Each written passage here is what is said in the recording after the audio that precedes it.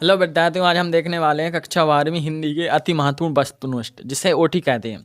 आपका देखिए जो पूछे जाते हैं, आपके जो 32 नंबर के पूछे जाएंगे, कक्षा 12वीं की ये क्लास है। तो इसमें हम देखने वाले हैं जो आपके कम से कम हम इसमें आपके लिए लेकर आए हैं 50-60 ऑब्जेक्ट आपके लिए लेकर आए हैं। देखिए यहाँ पर पूरे यहाँ पर देख सकते हैं 60 ऑब्जेक्ट हैं आपके। इसी में से 60 में से आपके 32 पूछे जाएंगे। देखिए इसमें आपका पहला क्वेश्चन रहने वाला है हिंदी का पहला उपन्यास। जो आपका पहला उपन्यास है उस कौन सा है? तो इसमें हो जाएगा आपका परीक्षा गुरु, और इसके लेखक हैं वो इनका है श्रीनिवास दास इसके लेखक हैं।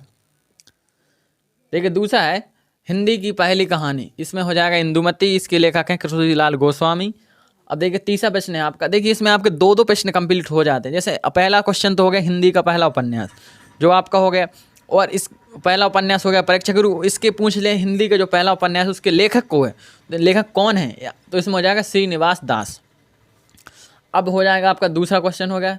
तीसरा देखिए हिंदी की पहली एकांकी, तो इसके कौन हो जाएंगे? एक घूंट, इसके लेखक को है जयशंकर प्रसाद। चौथा देखिए हिंदी की पहली आत्मकथा, तो इसमें हो जाएगा आत्मकथा, जो इसके लेखक कौन है? बनारसी दास जैन। पांचवा है हिंदी का पहला नाटक। हिंदी का जो पहला नाटक है इसका हो जाएगा नाहुस गोपाल चंद, इसके लेखक हैं। यहाँ पर ये आपका कोष्टक में है, इसमें आपका ये गलत है, ये वाला आपका यहाँ का सही है। अब देखते हैं आपका छठवां है हिंदी का प्रथम महाकाव्य। हिंदी का जो प्रथम महाकाव्य है वह कौन सा है? तो इसमें हो जाएगा पृथ्वीराज आसो, इसके लेखक हैं चंद्रवरदाई। सातवां है हिंदी का प्रथम खंडकाव्य। इसका आंसर अभी थोड़ा खोजने में समय लगेगा, इसका आंसर नहीं मिला है। अब आठवां है हिंदी के प्रथम कवि कौन थे? तो इसमें हो जाएगा सरहपा। और नौवां है हिंदी की प्रथम जीवनी, दयानंद दिग्विजय, इसके जो जीवनी थी इसके लेखक हैं गोपाल शर्मा। 10वां प्रश्न है हिंदी का प्रथम संस्मरण होगा पद्म पराग, इसके लेखक हैं पदम सिंह शर्मा। अब आपके जो प्रथम क्वेश्चन था वो आपका कंप्लीट हो गया। अब इसमें रह गए आपके महत्वपूर्ण क्वेश्चन। वे ऊपर वाले जो क्वेश्चन 10 हैं ये आपके अति महत्वपूर्ण है, आपके कंपटीशन में ये आपके लिए काम आएंगे। तो अब देखते हैं आपके जो बोर्ड परीक्षा में और इससे और क्वेश्चन भी बन सकते हैं। पहला देखिए कुंवर नारायण ने कौन सा प्रबंध काव्य रचकर भरपूर प्रतिष्ठा प्राप्त की? तो इसमें हो जाएगा आपका आत्मजयी। दूसरा देखिए 12वां है समकालीन हिंदी कविता के संवेदनशील नगर चेहरा हैं, तो कौन से कवि हैं? वो रघुवीर सहाय। और आपका 13वां है सहज स्वीकारा है कविता किस संग्रह से ली गई? इसमें हो जाएगा भूरी भूरी खाक धूल। अब देखते हैं 14वां प्रश्न है सूरज की लाली को कवि ने किसके समान बताया? तो इसमें हो जाएगा लाल केसर के समान। 15वां देखिए बादल राग कविता में कवि बादल का आह्वान किसके रूप में कर रहा है? तो इसमें हो जाएगा क्रांति के रूप में। और आपका 16वां है लोक मंगल की साधना के कवि के रूप में प्रतिष्ठित हैं, इसमें जो गोस्वामी तुलसीदास। और आपका देखिए जो है 17वां है 7वें 8वें दशक के किस कवि ने बहुत सी अवस्थाओं में अपनी गिनी चुनी कविताओं से अपार लोकप्रियता अर्जित की? तो इसमें हो जाएगा आलोक धनवा। आपका देखिए 18वां प्रश्न है फिराक गोरखपुरी रुबाइयाँ में चांद के टुकड़े का प्रयोग किसके लिए किया?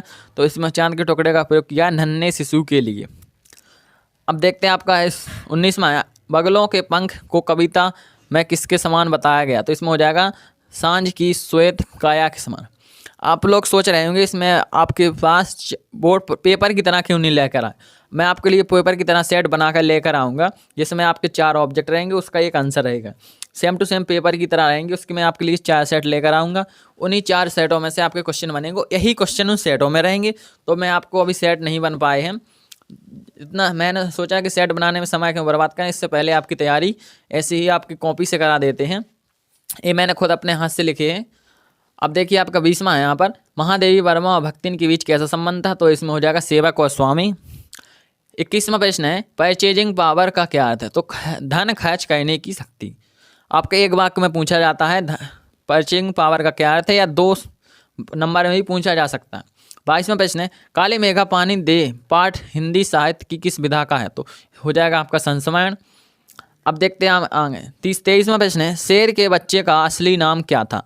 शेर के बच्चे का असली नाम क्या था? इसमें हो जाएगा आपका चांद सिंह। 24वां है बहुत बड़ा दर्शक वर्ग नए सिरे से चार्ली को किस रूप में देखता है? तो इसमें हो जाएगा घड़ी सुधारते हुए। जो आपका चार्ली था वो नाटक है, उसमें उससे क्वेश्चन पूछा गया। 25वां है, मोहब्बत तो कस्टम से इस तरह गुजर जाती है कि कानून है रह जाता। प्रस्तुत कथन किसका है? तो ये कथन किसका? कस्टम अधिकारी का। 26वां है, शीश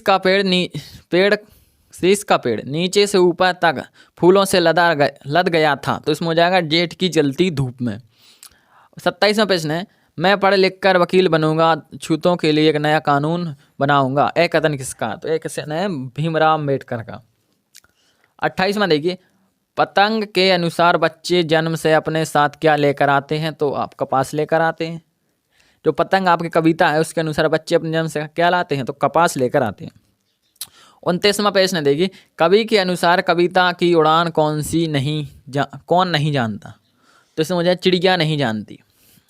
वो कविता है ना, चिड़िया क्या जाने या फूल क्या जाना महकने के माने, तो आपकी उसी से लिया गया है। और आपका देखिए 30वां प्रश्न है, मुक्तिबोध का जन्म, जो आपके कवि है मुक्तिबोध, उनका जन्म कहाँ हुआ था? तो 13 नवंबर सन 1917 में श्योपुर ग्वालियर मध्य प्रदेश में हुआ था। ये आपका टोटल हो गया। और कब हुआ था? 13 नवंबर 1917 श्योपुर ग्वालियर मध्य प्रदेश। 31वां प्रश्न है आपका, वड़वाग्नि किसे कहते हैं? जो वड़वाग्नि होती है उसे किसे कहते हैं? समुद्र की आग को। 32वां है, प्रगतिशील लेखक संघ की स्थापना कब हुई? तो प्रगतिशील है उस लेखक संघ की स्थापना कब हुई? तो 1936 में। अब आपका देखिए यहाँ पर 33वां प्रश्न, भरत मुनि के अनुसार काव्य गुण कितने प्रकार के हैं? तो 10 प्रकार के। तो भरत मुनि हुए आपके, उनके अनुसार काव्य गुण कितने प्रकार के? 10। 34वां प्रश्न है, विभाव के कितने प्रकार होते हैं? विभाव के 2 प्रकार होते हैं, आलम्बन और उद्दीपन। यहाँ पर देखिए 35वां प्रश्न है, भाषा के कार्य लिखिए। भाषा के कार्य मुख्य रूप से 4 कार्य होते हैं भाषा के। तो पहला संसूचन, दूसरा उद्बोधन, रसास्वाद और चिंतन। भाषा के 4 कार्य होते हैं। आपका 2 नंबर में पूछा जा सकता है, इसलिए आप इसे जरूर ध्यान रखें। अब देखते हैं अपन इसके आगे। देखिए यहाँ पर ऊपर इंदौर का क्षेत्रफल लिखा हुआ है, कई बार पूछा लिया जाता है, भूगोल में पूछा जाता है वो ऊपर, इसलिए आप इसको देख लें। 530 वर्ग किलोमीटर आपका इंदौर का क्षेत्रफल है। अब देखते हैं अपन 36वां प्रश्न जो आपका यहाँ पर, अंग्रेजों ने राजभाषा को क्या कहा अंग्रेजी में राजभाषा को क्या कहा जाता है? Official language. अगर आपको अंग्रेजी में लिखना नहीं आता, अब हिंदी में लिख सकते हैं ऑफिशियल लैंग्वेज। 37वां है, मध्य प्रदेश में बोली जाने वाली 4 बोलियों के नाम। तो इसमें बुंदेली, अब यहाँ पर जिलों के नाम लिखें, कितने जिलों में कौन सी? जैसे बुंदेली 9 जिलों में बोली जाती है मध्य प्रदेश में, मालवी 15 जिलों में बोली जाती है, बघेली आपकी सतना, रीवा, शहडोल सीधी 4 जिलों में, और निमाड़ी है जो खंडवा, खरगोन, धार, देवास, बड़वानी, झबुआ आदि जिलों में बोली जाती है। तो आपके मध्य प्रदेश में 4 बोली बोली जाती है, बुंदेली, मालवी, बघेली, निमाड़ी। अब देखते हैं आपका 38वां प्रश्न है, भाषा का संबंध मनुष्य के खालिस्तान से होता है, किससे होता है? तो ध्वनि से, क्योंकि भाषा आपके ध्वनि से ही सुनाई पड़ती है, कौन सी भाषा, क्या कौन सा व्यक्ति कौन सी भाषा बोल रहा है। 39वां देखिए आपका यहाँ पर है, क्षेत्रीय भाषा को क्या कहते हैं? विभाषा। क्षेत्रीय भाषा को क्या कहते हैं? विभाषा। आपका देखिए 40वां है, भाषा का सबसे छोटा रूप या स्थानीय भाषा किसे कहते हैं? कहलाती है। तो बोली है जो भाषा का सबसे छोटा रूप है। कई बार पूछ लेता है भाषा की इकाई, तो उसका आंसर हो जाएगा बोली। आपका 41वां है, भाषा शब्द की मूल क्रिया है, तो इसमें हो जाएगा भोज। भाषा शब्द किससे बना है? भोज शब्द से बना है, संस्कृत के। अब देखते 42वां है, संकर सृष्टि किसे कहा गया? तो लोक संस्कृति को संकर सृष्टि कहा गया। 43वां देखिए, संचारी भाव कितने होते हैं? संचारी भाव, किसी 2 संचारी भाव के नाम लिखिए। संचारी भाव की संख्या 33 होती है, 33। नाम देखिए, आलस्य, चिंता, शंका, ग्लानि। आपके 4 मैंने यहाँ पर नाम लिख दिए। आपके देखिए आपका 44वां, उत्तेजना के मूल काव्य को क्या कहते हैं? तो विभाव कहते हैं। जो उत्तेजना होती है अंदर, या इसे आप गुस्सा कहते हैं, जो भी कहते हैं उसे विभाव कहते हैं। 45वां देखिए, किस रस की निष्पत्ति काव्य को पढ़कर, सुनकर, देखकर बनती है? तो हास्य रस की। और आपका 46वां देखिए, बिंब के कितने भेद होते हैं? बिंब के 3 भेद होते हैं, इंद्रिय बिंब, काल्पनिक बिंब और प्रेरक अनुभूति के आधार पर बिंब। 47वां प्रश्न है आपका, प्रतीक के कितने भेद होते हैं? प्रतीक के आपके मुख्य रूप से 8 भेद होते हैं, परंपरा मुक्त, प्रतीक, परक, ये आपके यहाँ पर 5 हो गए। इसके आगे हम देखेंगे कल, आपका वीडियो काफ़ी लंबा हो जाएगा, इससे आपके देखिए यहाँ पर कुल 60 ऑब्जेक्ट हैं, इन्हें हम कल आपको एक वीडियो में बताकर